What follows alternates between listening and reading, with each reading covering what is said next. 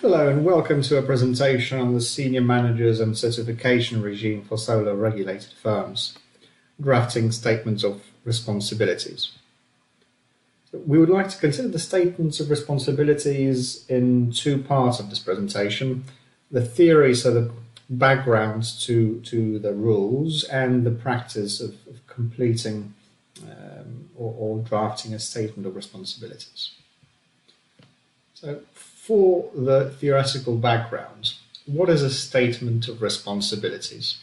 It is a single document clearly setting out the role and responsibilities of a senior manager. Its purpose is to clearly set out the senior management functions performed by a senior manager and the areas of the FCA authorized firm's regulated activities for which they are responsible. Every senior manager will need a SOR. The SOR must be attached to the Form A relating to the senior manager, and the Form A will have to be signed by the senior manager. Applicable requirements are found in Section 60 of the Financial Services and Markets Act and in Sub 10C11 of the FCA Handbook. For a high-level overview, SORs should focus on what senior managers are responsible and accountable for, rather than how they carry out those responsibilities. A SOR needs to be self-contained and not refer to other documents. Therefore, it should be succinct and clear without unnecessary detail. Sub 10C11 has additional rules and guidance on what needs to be included in a statement of responsibility. So the FCA currently provides a SOR template for firms regulated by the PRA and the FCA, and the template takes a form of an FCA application and is available at the following link. A template for solar regulated firms will be published ahead of sm&cr entering into force, so we don't have a copy yet. And we will therefore consider the SOR template for dual regulated firms in part 2 of this presentation. In terms of prescribed content of a statement of responsibility, there are 4 sections to it. The first section of a SOR will list the senior management functions performed by the senior manager. The second section contains a list of responsibilities and in itself is divided into 3 subsections. The first being prescribed responsibilities. So senior managers may not necessarily have any prescribed responsibilities assigned to them. However, if any PRs are assigned, they need to be included in the statement of responsibility. PRs need to be appropriate to the role assigned to the individual, and if any PR is shared, there has to be a good reason for this, for example, a job share. The second subsection is on overall responsibilities. If a senior manager has been assigned overall responsibility for a business area, activity or function, that will also have to be listed in the SOR. But please bear in mind that overall responsibilities apply to enhanced firms only. So the third subcategory of responsibilities are other responsibilities. They are carried out as part of the SMF for which the individual is approved. And they could be anything not covered by the PRs or overall responsibilities, and will usually cover other business areas, functions and activities for which the senior manager is accountable.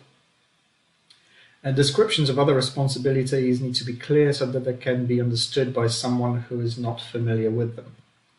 And where other senior managers are responsible for similar areas, the distinction must be made clear.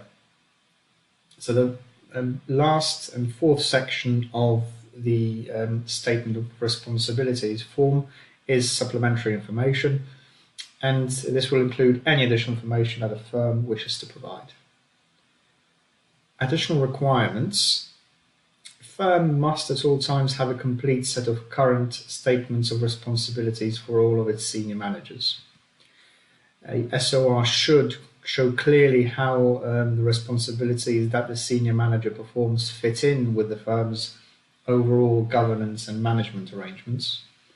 It should be consistent with the management responsibilities map, but Please note, however, that responsibilities maps are only applicable to enhanced firms. The SOR should be a complete document by itself and not refer to other documents unless they form a part of the SOR itself.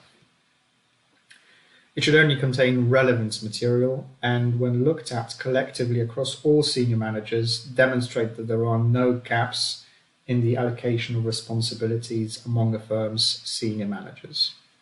The statement of responsibilities should also make it clear where and how any responsibilities or functions are divided between senior managers. So after a firm drafts their first SOR, we've included a set of questions which might be worth considering.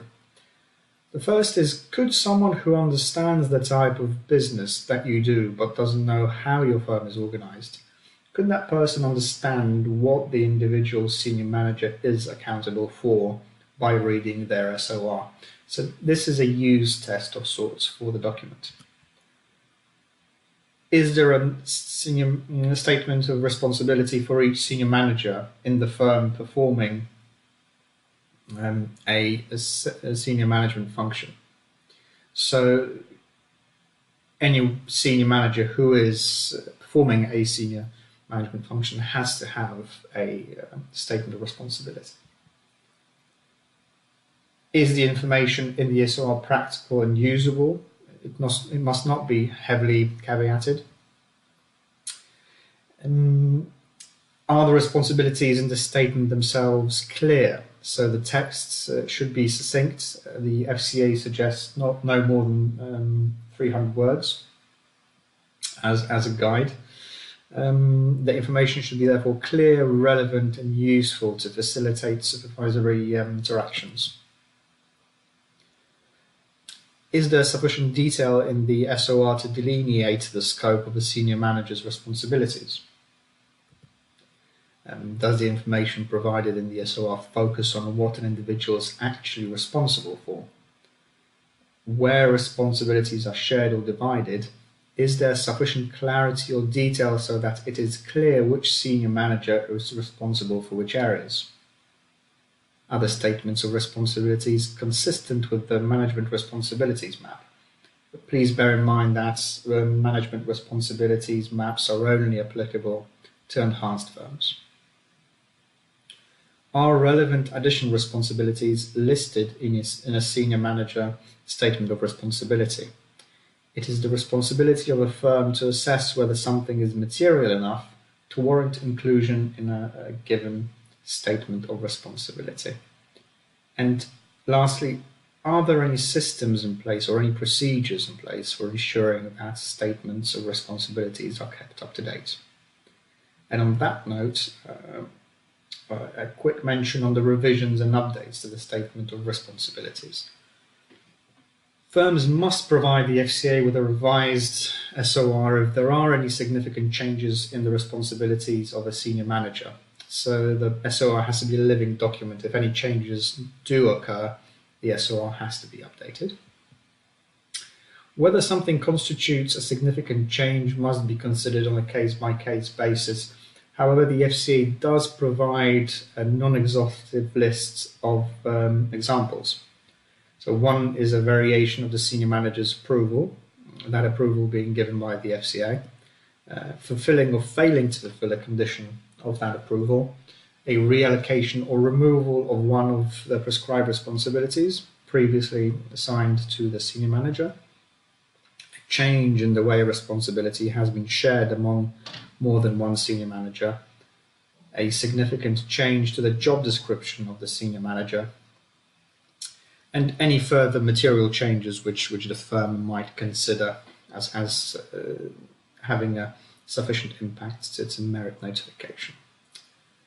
Now let's look at a practical aspect of compiling a statement of responsibilities. As mentioned previously, we wanted to consider the FCA Statement of Responsibility form, which has a familiar formatting to those who have previously completed FCA forms. There's only currently an SOR form for dual, therefore PRA and FCA regulated firms. It has 4 sections. We are expecting that the firm for solo regulated firms will be comparatively shorter. This version, which we'll be looking at, can be found in Annex 10D to Sub 10C in the FCA handbook. And a statement of responsibility, like we've mentioned, has to be appended to a Form A when applying for a senior management function. Current control function holders, excluding CF30s, will also need a statement of responsibilities, but that will not need to be sent to the FCA. So for the purpose of our review of this form, we're going to look at hiring a finance director. So this will allow us to see which sections need completing and how. So starting with sections 1 and 2 respectively, these are the personal identification details and firm identification details. Again, very familiar territory to those who have looked at FCA forms before. Further sections, so for section 3, the senior management functions, we'll start looking at section 3.1 of the form, which is a key section. It lists the SMFs themselves. The introductory language you see here effectively repeats what we described in part 1. This section identifies which SMFs the individual will perform. So at least one box must be ticked. One cannot be a senior manager and not hold a senior management function. Please note there is only one statement of responsibility required per individual, even if there are multiple SMFs held. So this is the list of SMFs for dual regulated firms. As you can see, it's quite extensive. There are 27 SMFs applicable to dual regulated firms. However, fewer will be applicable to core solo regulated firms. So we will have the chief executive, the executive director. So this is potentially the one which would apply to our finance director and, for the purposes of our example. There will also be the partner, the chair, and the required functions, which is the compliance oversight and MLRO. More SMFs will apply to enhanced firms, and fewer still because only 2 will apply to limited scope firms. Quick note on responsibilities. We wanted to draw a distinction between the functions and the responsibilities for the purposes of reviewing this form. So as you know, every senior manager must perform at least one SMF. And then there is the concept of senior manager responsibilities, which is a different concept to the SMFs. So a senior manager must, in addition to holding a SMF, be assigned at least one responsibility. And there are 3 subcategories of responsibilities. There are the prescribed responsibilities, which is a FCA-defined list of responsibilities, the overall or local responsibilities, somewhat softly defined list of typical business areas, activities, and business functions, and other responsibilities, which cover business areas, functions, and activities for which a senior manager is accountable. So now let's look at each responsibility subcategory in turn. Prescribed responsibilities. These will be considered in section 3.2 of the form. It's an FCA-defined list and therefore must be assigned to a senior manager. But please note that not all prescribed responsibilities in this form apply to solo regulated firms. As with the SMFs, there is quite a number of PRs applicable to dual regulated firms. As we can see, it's a majority of the volume of the form. However, core firms will have 5 PRs plus 1 applicable only to authorized fund managers. So 3 of the PRs apply to the performance of the obligations under the sm&cr.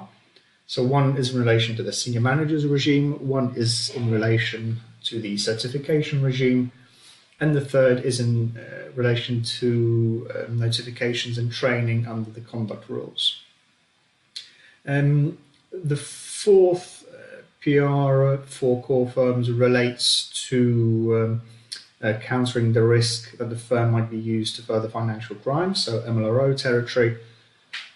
And the fifth is the responsibility for the firm's compliance with CAS, so potentially something which would apply to the finance director in our example if the hypothetical core firm would have CAS permissions. Also, there is the one applicable only to authorized fund managers, which is worth to note. Each applicable PR has to be allocated, otherwise the FCA might query the governance structure as a whole.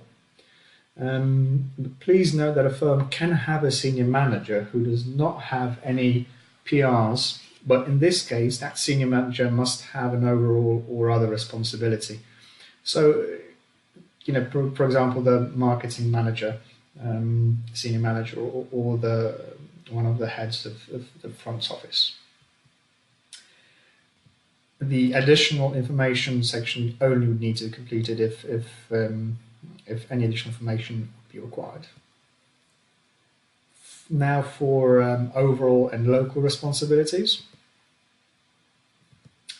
They are only applicable to enhanced firms,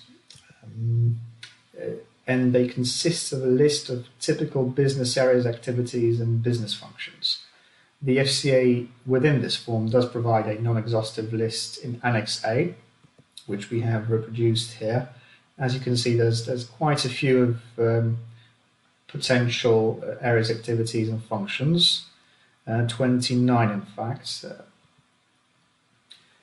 As with the prescribed responsibilities, a senior manager does not need to have one, but in this case, that senior manager must have a PR or other responsibility if they don't hold an overall or local responsibility.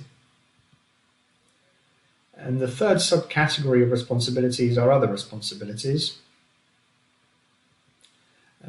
This section can be completed by, or this type of other responsibilities can be completed by all solar regulated firms. It would have to be completed if senior managers or if the senior manager in question does not hold a PR or overall responsibility, but not mandatory if the senior manager holds a PR or overall responsibility. So it will usually cover business areas, functions, and activities for which senior managers are accountable. So in our example of the finance director, if the CAS PR would not apply, we could include wording to the effect of responsibility for the finance department and provide details such as will hold a responsibility for oversight of all financial operations, corporate financial planning and structure, and would coordinate, analyze, and report financial performance to the board. So wording to that effect we could include here just to flesh out what the finance director will be responsible for. Section 4 of the form, supplementary information, provides a space for additional information. It's a residual part and can be left blank if no additional information is provided or needs to be provided.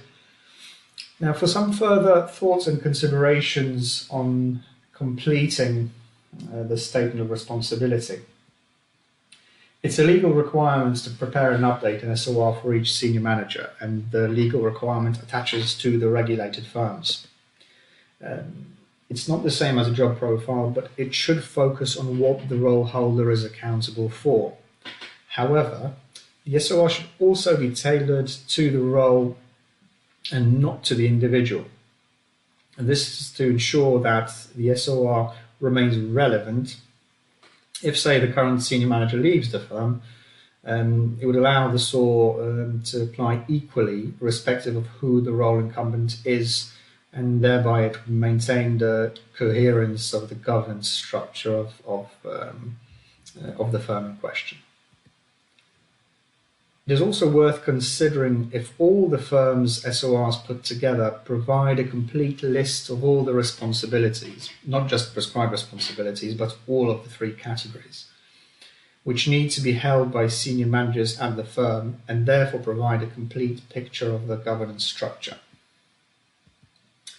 Another important point is that responsibilities must correlate with the level of authority to allow the senior manager to discharge their responsibilities. It may also be the case for some firms that responsibilities may be currently vested with committees and not individuals, and chairs of those committees may need to become senior managers. An example here is the chair of the audit committee. Senior managers need to sign up to their statements of responsibilities. As we mentioned earlier in the presentation, the SORs are appended to the SMF application form, which is sent to the FCA. And while the SOR itself does not need to be signed by the senior manager, the Form A to which the SOR is appended does. And this will also be the case if the Form A is completed online via the Connect system, in which case a copy of the submitted Form A needs to be printed, then signed by the senior manager and the person submitting the Form A on their behalf. We thought we would include a swift summary of measures under the senior managers and certification regime. It's just a list of tools which would apply to different types of firms, just to recap and provide a bit more of a background to the statement of responsibilities and requirements under the sm&cr.